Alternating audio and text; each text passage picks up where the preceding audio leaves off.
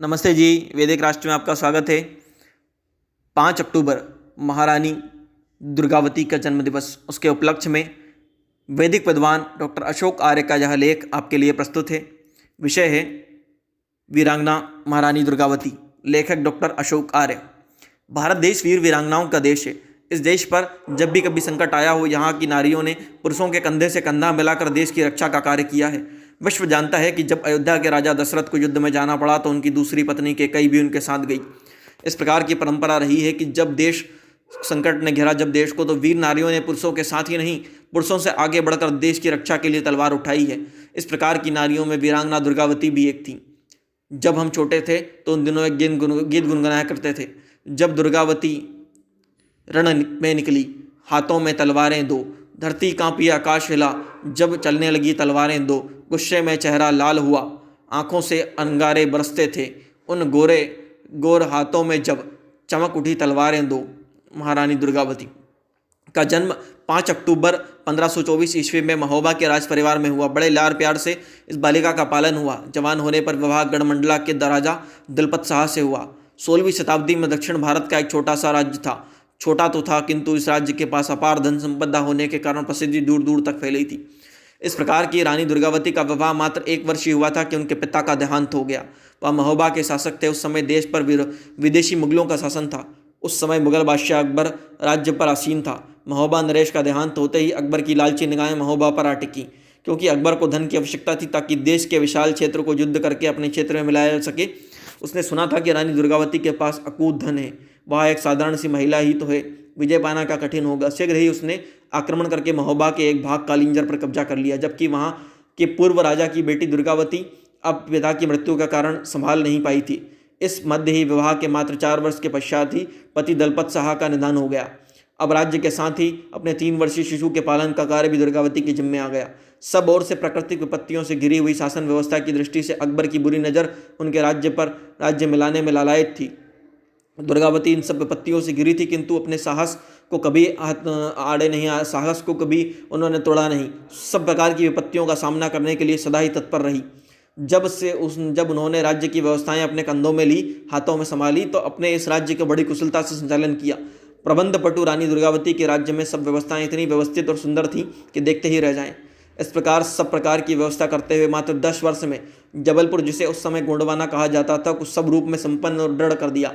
उस समय मध्य मुगल शासक अकबर ने आवश्यकता से अधिक अनुमान लगाते हुए भारत की महिला वीरता का अनुमान न लगा पाया और उसके राज्य को हड़पने की योजना बना डाली। इस योजना को क्रियान्वित करते हुए उसने अपने एक सेनापति, जिसका नाम आसफ खान था, को गोंडवाना पर आक्रमण करने के लिए भेज दिया। अकबर का विचार था कि दुर्गावती महिला होने के कारण मुकाबला नहीं कर पाएगी, पूरा गोंडवाना उनके अधीन हो जाएगा, किंतु यह अनुमान उस समय गलत सिद्ध हुआ जब रानी दुर्गावती पुरुषों के वेश में सैनिकों के सज्जित रणक्षेत्र में आ खड़ी हुई। उसे सामने देखकर आसफ खां की आंखें चौंधिया गई। वह लड़ने के स्थान पर कुछ समय के लिए एकटक दुर्गावती को देखता ही रह गया। रानी ने दोनों हाथों में तलवारें ले रखी थी। युद्ध आरंभ होते ही दोनों तलवारें चपला सी चमकने लगी। जिधर भी रानी आगे बढ़ती उधर ही लाशों का ढेर लग जाता। रानी को देखते ही मुगल सैनिक भागने का प्रयास करते, किंतु तीव्रगामी रानी उन्हें भागने का अवसर भी नहीं देती। रानी के हाथों से पूरी की पूरी मुगल सेना गाजर मूली की तरह कटकर रण क्षेत्र में पड़ी थी। सेनापति किसी प्रकार अपनी जान बचाकर भागने में सफल रहा। मुंह लटकाए अकबर के पास जहाँ पहुंचा। रानी के वीरता भरे चर्चे सुने तो अकबर घबरा गया। रानी दुर्गावती से अकबर के पराजय का स्वाद चखने के बाद 1.5 वर्ष बीता था कि भारत पर राज्य करने की इच्छा एक बार फिर उसकी बलवती हुई। इस इच्छा की पूर्ति के लिए उसने एक बार फिर महिला मात्र मानते हुए रानी की वीरता का आकलन करने की भूल की और फिर उसी पराजित सेनापति को फिर से रानी पर आक्रमण करने के लिए रवाना किया। आसफ खान ने जाते ही तत्काल गोंडवाना पर पुनः आक्रमण कर दिया। इस बार मुगल सेना पहले से अधिक तैयारी करके आई थी। पूरा तोपखाना साथ लाई थी। एक और तोपें चल रही तो दूसरी ओर हाथों में तलवारें लिए रानी चल रही थी। रानी की तलवारों के सामने तोपों की गति भी धीरे धीरे मंद पड़ती गई। राणा गण पूरी तरह मुगलों के मुंडों से भरने लगा रणसंबर जो है रण क्षेत्र, और इसी तरह से रानी के तोप चलाने वाले तोपचियों के रानी ने सर काट दी रानी ने मुगलों के। और आसफ खान भी रणभूमि से किसी प्रकार रणभूमि से भाग गया और बादशाह के दरबार में जा फिर से खड़ा हो गया। एक महिला से पराजित होने के कारण आसफ खान अपने आप को बड़ा अपमानित अनुभव कर रहा था। वह विरोध की अग्नि से जल रहा था, किंतु रानी के सामने सीधे रूप से खड़े होने का साहस नहीं था। मुगल तो होते ही कुटिल हैं, अतः इस बार घोर कुटिलता का मार्ग अपनाते हुए लालच देकर रानी के प्रमुख सिपाह सलाहकारों को गुप्त रूप से अपनी ओर मिला लिया।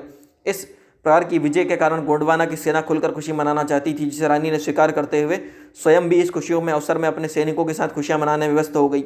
वह अपनी प्रजा को भी प्रसन्न करना चाहती थी, इस कारण प्रजा भी इन खुशियों का भाग बनाया गया था। प्रजा को खुशियों के इस अवसर पर ही अवसर पाकर दुर्गावती के गद्दार सेनापति ने इसकी सूचना असफ खान को दे दी और रानी को हराने का उत्तम अवसर बताया। इस तत्काल आक्रमण की आवश्यकता है। इसी प्रकार सेनापति आसफ खान के नेतृत्व में अकबर की सेना ने तीसरी बार दुर्गावती पर आक्रमण कर दिया। खुशियां मना रही रानी को इस आक्रमण से संभलने और युद्ध की व्यवस्था करने का अवसर ही नहीं मिला। जिस अवस्था में जो सैनिक जहां था उसे वहीं से आक्रमण का प्रतिरोध आरंभ कर दिया। रानी ने अपने सैनिकों को संबोधित करते हुए कहा कि देश पर मर मिटने वाले वीरों, तैयार हो जाओ। आज तुम्हारी जन्मभूमि विपत्ति की सूचना पाकर क्रंदन कर रही है। उनकी स्वाधीनता की रक्षा करना तुम्हारा धर्म है। तुम दुश्मन को दिखला दो कि जब तक एक भी राजपूत जिंदा है तब तक गढ़मंडला पर मुगलों का शासन नहीं हो सकता। मैं जीते जी गढ़मंडला को शत्रुओं के पैरों नहीं रखने दूंगी। वीरों, चलो मेरे साथ गढ़मंडला की कीर्ति अमर करने। शत्रुओं पर विजय प्राप्त करो अथवा रण में जज की प्राणों की आहुति देकर अक्षय, यश और दुर्लभ स्वर्ग का सुख प्राप्त करो। रानी का यह उद्घोष सुनते ही राजपूत वीरों की छातियां फड़क उठी, आंखों में चिंगारियां चमकने लगी। रानी के एक बार फिर रानी ने कहा कि माना कि यवनों की सेना शक्ति बर्बरता की सीमा पार कर चुकी है, अताती यवन का नंगा नाच आरंभ कर दिए हैं। बाबर के वंशज ने विधवा रियासत पर हमला बोल दिया है, परंतु जिस समय तुम लोग रण में कूद पड़ोगे एक भी हिंदू वीर सैकड़ों यवनों को मार भगाएगा। यदि तुम सच्चे वीर हो तो निसंदेह तुम सच्चे वीर हो तो तुम अपनी इस वीर माता की सहायता करो। रानी के इस प्रकार सावधानी बरतते हुए सेना की दो टुकड़ियां बनाई। एक का नेतृत्व मात्र 18 वर्ष का वीर पुत्र वीर नारायण कर रहा था, दूसरी का नेतृत्व स्वयं रानी कर रही थी। दोनों टुकड़ियां अलग अलग दिशाओं से शत्रु की सेना पर बड़ी वीरता से आक्रमण कर दिया। इस युद्ध में रानी का पुत्र नारायण बड़ी घायल हो गया बुरी तरह से। नारायण के घायल होने की सूचना जब रानी को दी गई तो उन्होंने अपने पुत्र को अत्यंत शोचनीय अवस्था में किसी प्रकार देह त्याग कर सकता है। रानी को चाहिए कि तत्काल जाकर अपने पुत्र के अंतिम दर्शन कर ले। एक समय सुरक्षित स्थान पर उन्हें लाया गया। रानी कोई साधारण महिला नहीं थी, उन वीरता उनके रग रग में थी। वह स्वयं एक साध्वी के समान थी। अपने पुत्र के वियोग से देश रक्षा के अधिक महत्व देते हुए उन्होंने कहा कि एक राजा के लिए उसकी अपनी संतान नहीं, पूरी प्रजा ही अपनी संतान होती है। इस समय मैं अपनी मातृभूमि का ऋण चुकाने में व्यस्त हूँ। मेरी प्रजा संकट में है, उसे बचाना है। जिस प्रकार नारायण मेरी संतान है, उस प्रकार ही युद्ध में लड़ रहे यह सैनिक भी मेरी ही संतान हैं। इनको रणभूमि में अकेला छोड़कर मैं नारायण को देखने कैसे जा सकती हूँ। इतना कुछ बोलते बोलते रानी ने तेजी से घोड़े की लगाम को खींचा और एक बार फिर घोड़ा सर पर भागने लगा। रानी के हाथों से तलवारें एक बार फिर मुगल सेना को गाजर मूली की तरह काटने लगी। रानी का अपना चंडी रूप धारण रानी ने कर लिया। जिस प्रकार जिधर भी आगे बढ़ती उधर मुगल सैनिकों में हाहाकार मच जाता। शत्रु मैदान छोड़कर भागने लगे, किंतु विधाता को कुछ और ही मंजूर था। इस कारण ईश्वर की व्यवस्था को उल्हाना तो नहीं दे सकते, किंतु शीघ्र ही गोंडवाना का दुर्भाग्य सामने आ गया, क्योंकि युद्ध भूमि में किसी एक सैनिक का तीर रानी की आंख में जा लगा। अभी वह तीर किसी प्रकार संभल भी नहीं पाया था कि आंख में धंसे तीर को निकालने का प्रयास कर रही थी कि एक और तीर गर्दन में आ जा लगा। अब रानी दुर्गावती को अपना अंतिम समय दिखाई देने लगा। वह यह भी जानती थी कि मुगल सेना और उसके शासक जब किसी महिला को जीवित पकड़ लेते हैं तो उसके साथ वह कितना घिनौना व्यवहार करते हैं। इस प्रकार का विचार आते ही रानी ने अपने कमर से एक छुरा खींचा और बिना कुछ भी समय गंवाए अपना छुरा अपनी छाती में भोंक लिया। यह देख मुगल सैनिकों ने दांतों तले उंगली दबा ली। वह चकित थे कि इस देश की महिलाएं कितनी वीर और आत्मसम्मान रखने वाली हैं। रानी दुर्गावती के पास कितना पराक्रम था, कितना आत्मबल था, कितना सतीत्व था, इसका सही आकलन तो हमारे इतिहासकार भी नहीं कर सकते। इस प्रकार रानी ने उसके एक आह्वान पर महारानी के स्वयं को पवित्र कर दिया। वह पराजित होकर भी विजय हो गई। चाहे अकबर ने गढ़मंडला को धोखे से अपने दिक्पत्य में ले लिया, किंतु उसकी जो हानि हुई उसे धन से नहीं भर सकता था। हाँ, गढ़मंडला की अकूत धन संपदा से उसका खजाना अवश्य भर गया, किंतु वह दुर्गावती जैसे रत्न को पाने में असमर्थ हो गया हमेशा के लिए। हम महारानी दुर्गावती को नमन करते हैं। हमारी पीढ़ियों को ऐसी वीरता की कहानियाँ जाननी चाहिए, सुननी चाहिए। और आज के इस लेख के लेखक हैं वैदिक विद्वान डॉक्टर अशोक आर्य गाजियाबाद से।